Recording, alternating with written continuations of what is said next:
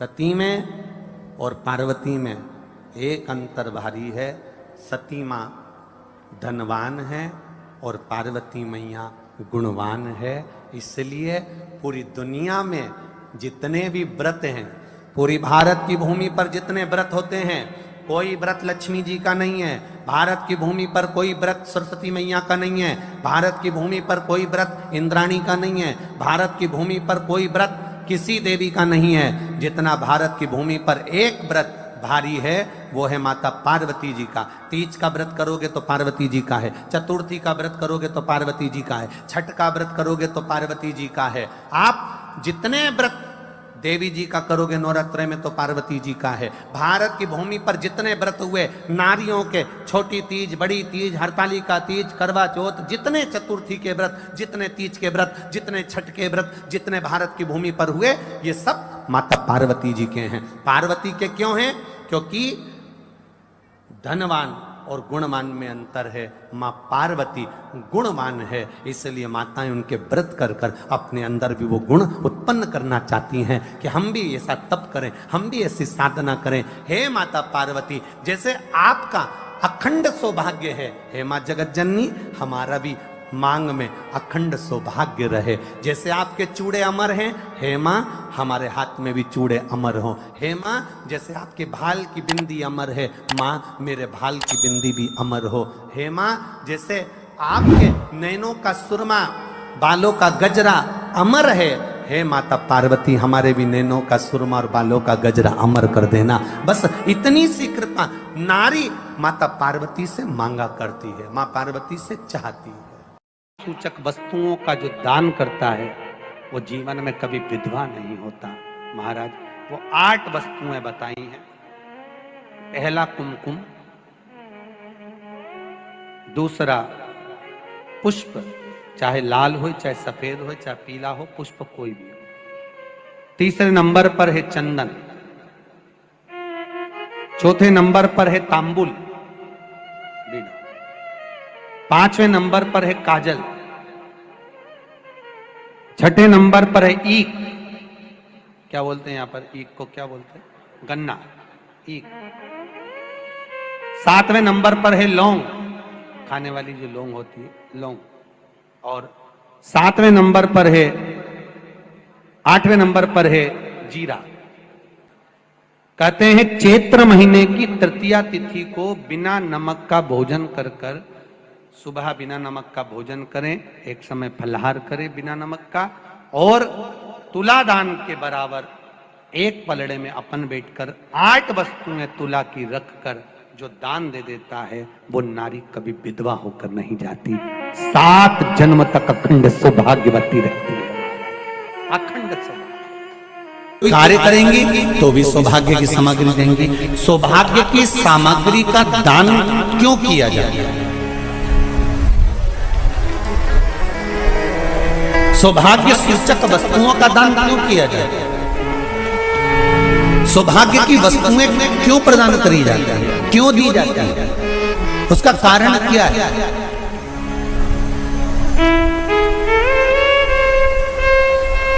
क्यों देते हैं? महाराज भारत की भूमि की सौभाग्यवती माताओं का एक मन की अभिलाषा रहती है। भारत की भूमि की माताओं की एक अभिलाषा रहती है कि जब उसके प्राण छूटे तो अखंड सौभाग्य धारण करके पति के कंधे पर और पुत्र के कंधे पर शमशान पर।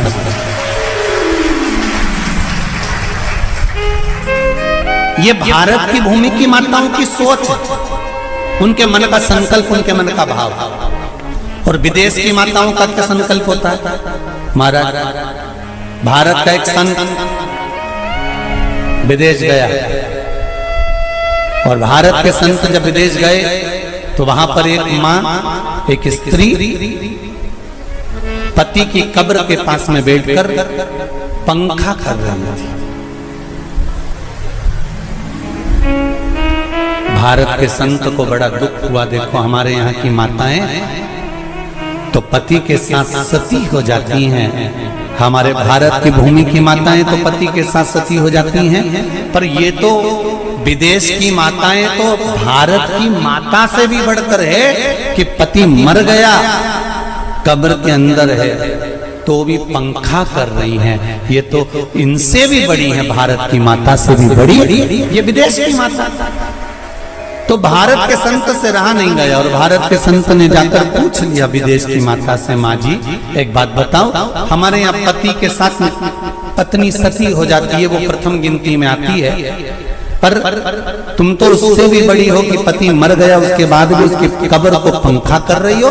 इतने में विदेश की माता ने कहा, मैं पति को पंखा नहीं कर रही, हमारे यहाँ नियम है जब तक पति की कब्र नहीं सूख जाए हम दूसरी शादी नहीं कर सकते, इसलिए पंखे से सुखा रहा।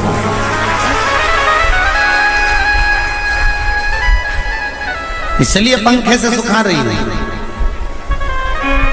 मेरे भारत की माताओं में और विदेश की माताओं में अंतर है साहब। मेरे भारत की माताएं अखंड सौभाग्य की वस्तुएं धारण कर कर अपने आप को गौरवान्वितता महसूस करती हैं और विदेश की माताएं ये सब वस्तुएं उतार कर गौरवान्वितता महसूस करती हैं।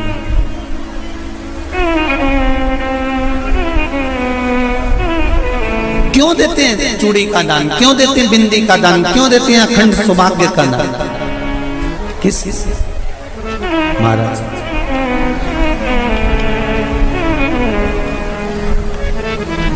मेरे हाथों में भर भर के चूड़ी रहे,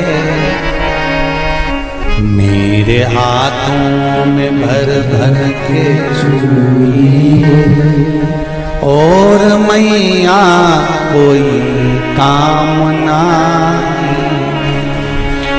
मेरे मस्तक पे चमकती चूनर रहे, मेरे मस्तक पे चमकती चूनर रहे और मैया कोई कामना,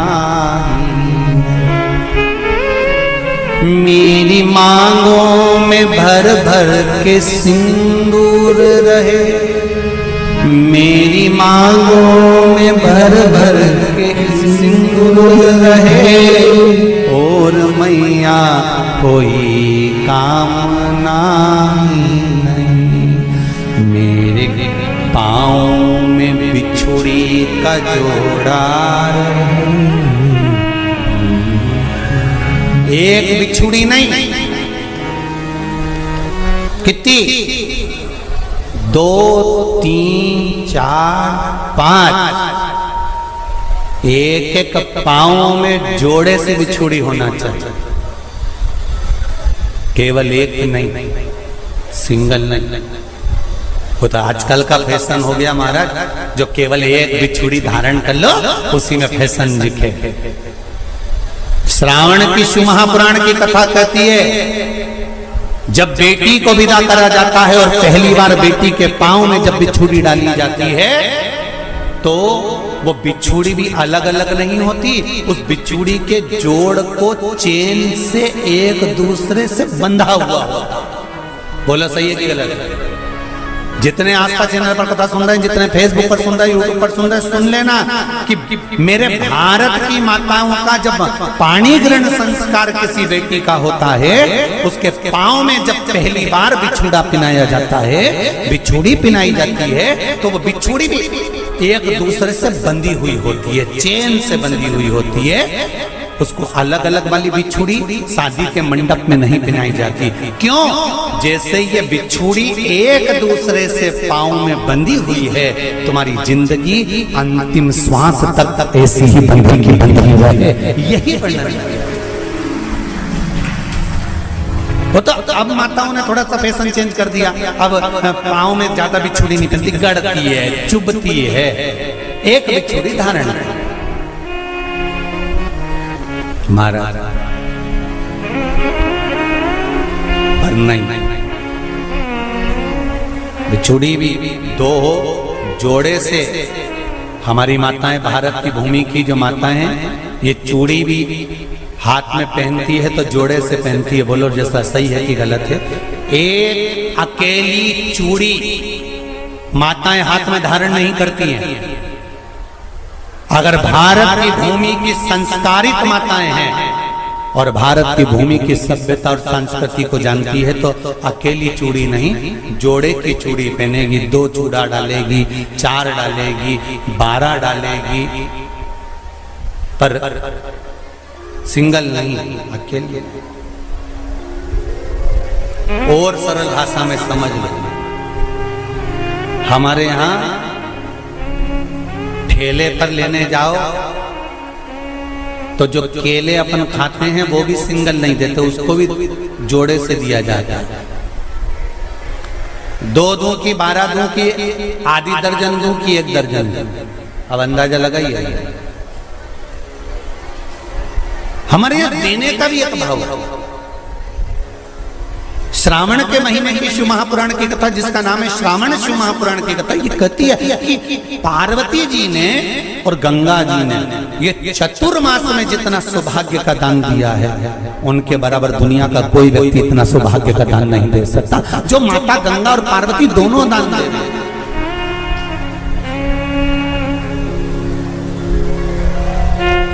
प्रतिदिन दे रहे हैं। और अब तो फैशन आ गया, तुम लोगों जो सौभाग्य का दान देते हो प्लास्टिक की डलिया में देते हो, पर एक एक पुराण को उठा कर देख लेना, एक एक उद्यापन को उठा कर देख लेना। जितनी तुम कथा तुम्हारे घर में छोटी छोटी कथाओं की पोथियां पड़ी हो, उनको उठा कर देख लेना। उसमें नहीं लिखा कि प्लास्टिक की डलिया में सौभाग्य की वस्तु का दान दिया जाता है। उसमें लिखा है बांस की पिटारी में, बांस की डलिया में सौभाग्य की वस्तुओं का दान दिया गया। क्यों?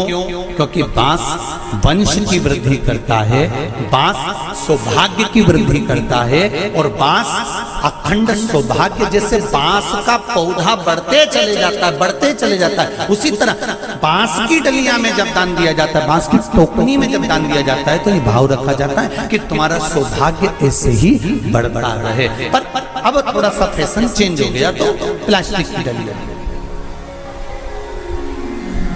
पर प्लास्टिक